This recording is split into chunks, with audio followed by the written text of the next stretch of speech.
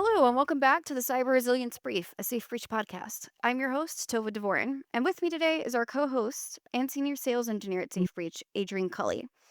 Today, we're diving into a threat actor that's been making headlines for all the wrong reasons. You may have heard of them. They are called Scattered Spider, and they're poisonous. Scattered Spider is a perfect example of how the most dangerous threats aren't always about complex malware. Sometimes it's just about exploiting human nature. Adrian, what can you tell us? Scattered Spider, let's look at their web and see how far it goes.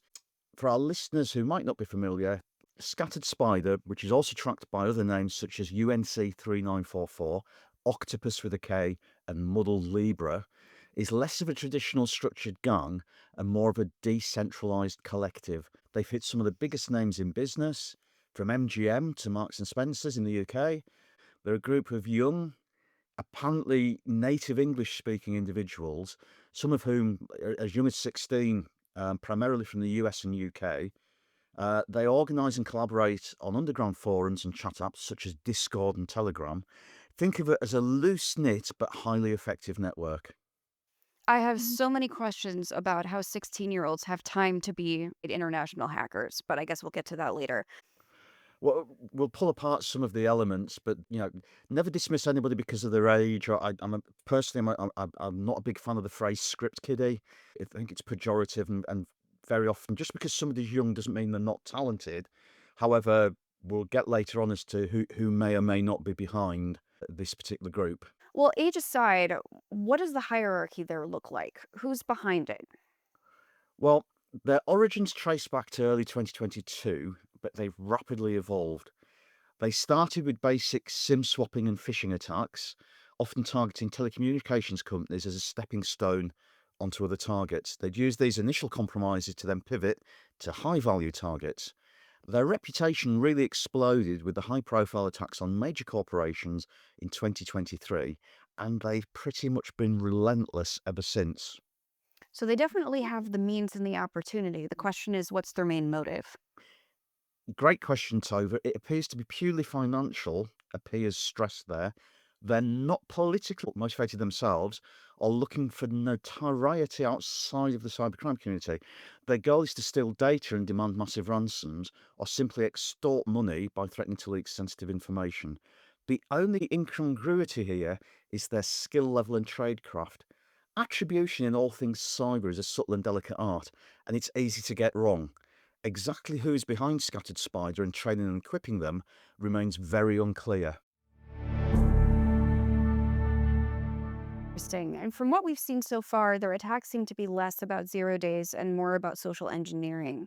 So even if we don't have a good grasp on what their exact background is, let's reverse engineer this. Can you break down their primary tactics, techniques, and procedures, or TTPs?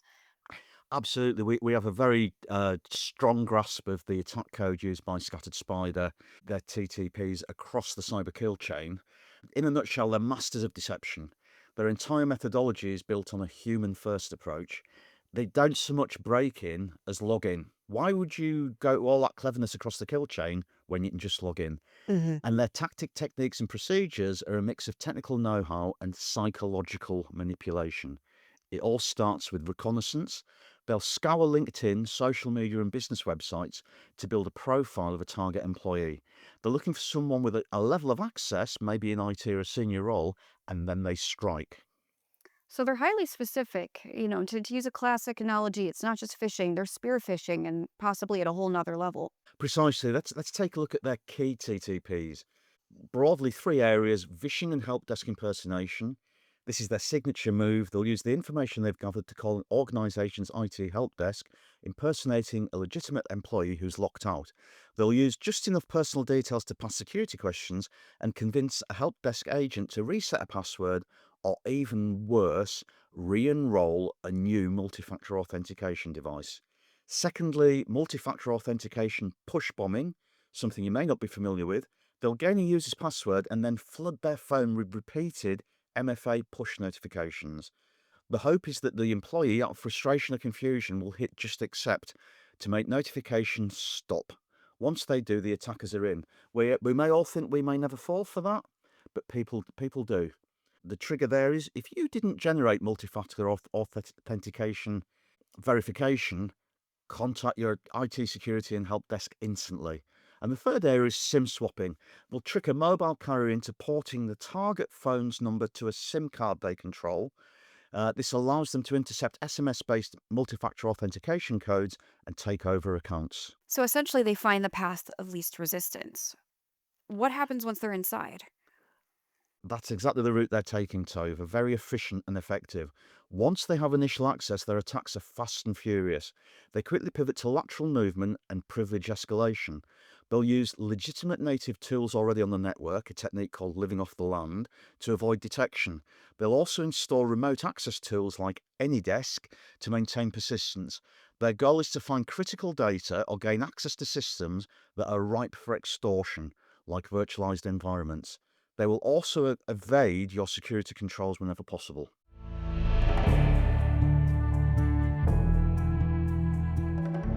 All of this is very intelligent and actually exactly how we think a hacker would work, right? Being able to go in with the path of least resistance and then avoid detection. So, what makes Scattered Spider itself so nefarious? A lot of this to me just sounds like hacker common sense. At the technical level, they're demonstrating very sharp expertise and efficiency in breaking in, securing, encrypting data, issuing demands, and have caused around the Western world major disruption this year and really over the last 2 years. I hate to say it, but they're efficient at what they do. It's cost hundreds of millions to the businesses who've been unfortunate to be their victims. Amongst the most high profile of these were MGM Resorts and Caesars Entertainment in 2023. A huge wake-up call. For MGM Resorts, the attack shut down their slot machines, reservation systems, and hotel operations for days. Cost them over 100 million.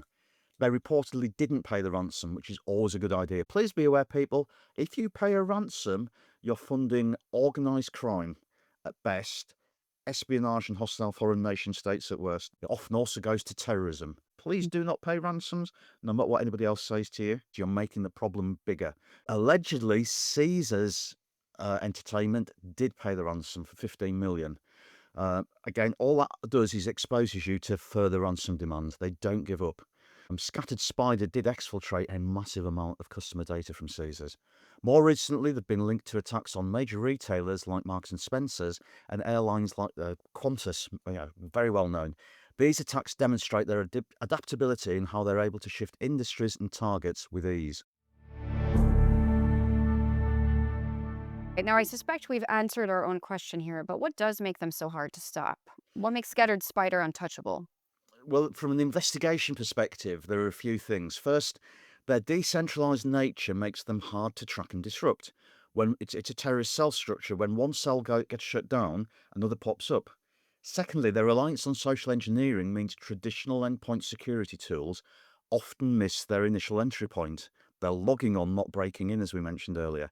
The Mhm. malicious activity is often carried out using legitimate credentials and tools. They're also known to monitor instant response calls. Please, please, please, people, always, even if people are camera shy, validate who's on all group calls you have, whether it's Zoom, um, Microsoft Teams, any group call. Don't allow people to have their cameras switched off. Get them to authenticate that and switch it off again once you've done that. But seriously, Scattered Spider are turning up to instant response calls and getting away with it. So that what they're doing is they're learning about what's going on, and they're adapting their tactics in real time based on how a company is responding. However, they do have an Achilles heel. They're not strong on tradecraft, which has led to arrests and ongoing prosecutions. Essentially, tradecraft in this context is the art of operating discreetly and effectively in a clandestine environment. They and groups associated with them have committed major operational security faux pas, which has been their undoing. Simply, as disruptive as they are not as skilled in this area by a long way as those investigating them, and many of them are awaiting trial. Attribution is hard in cybersecurity investigations, and misattribution is easy. There are many ongoing investigations I mentioned peeling back the layers of Scattered Spider and their associates and who else they are affiliated with. So let me see if I can pick up what you're putting down there. Essentially, what we're saying is that Scattered Spider is great in getting into systems and exfiltrating data, but they're not great at keeping their own activities secret. That's their weakness. And their personal identities, Tova, I don't want to give away too much of what's known about them, but they've done a very poor job of keeping their personal lives and their hacking lives separate. And this has tripped many of them up. Hence, some are in prison awaiting trial, some are in prison overseas awaiting extradition. And we're going to be hearing a lot more about certain members, and they're clearly being processed and interviewed as we speak. Allegedly, people in very high profile positions have been found and identified, and we'll find out a lot more as their court cases progress. Looking forward to seeing some follow-up news. Okay, so how can organizations and how can our listeners defend against a threat like Scattered Spider? So, the key is to focus on identity and access management. You need to build a resilient human firewall. Very simply, and it's good security advice for all businesses wherever you are. Phishing-resistant multi-factor authentication.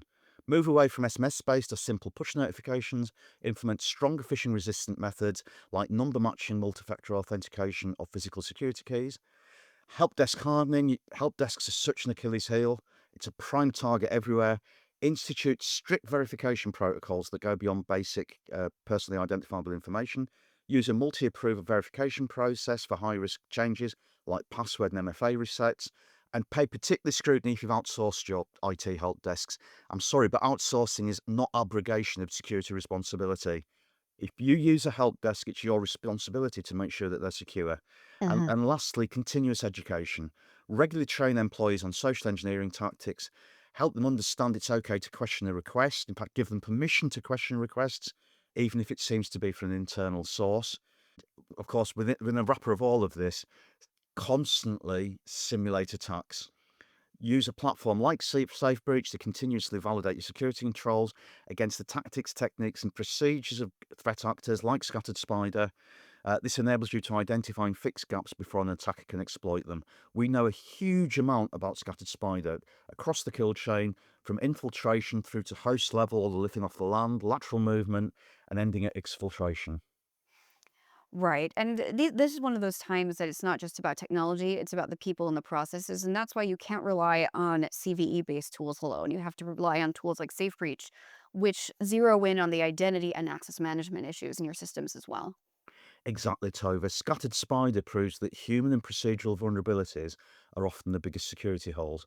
By focusing on these areas, organizations can significantly increase their cyber resilience. All right. Thanks again for that incredibly insightful breakdown, Adrian. That's all the time we have for today. We'll be back soon with another episode of the Cyber Resilience Brief, wherever you get your podcasts. Remember, stay safe with SafeBreach. The Cyber Resilience Brief is a SafeBreach podcast. It's produced by Tova Dvorin and executive produced by Adrian Culley.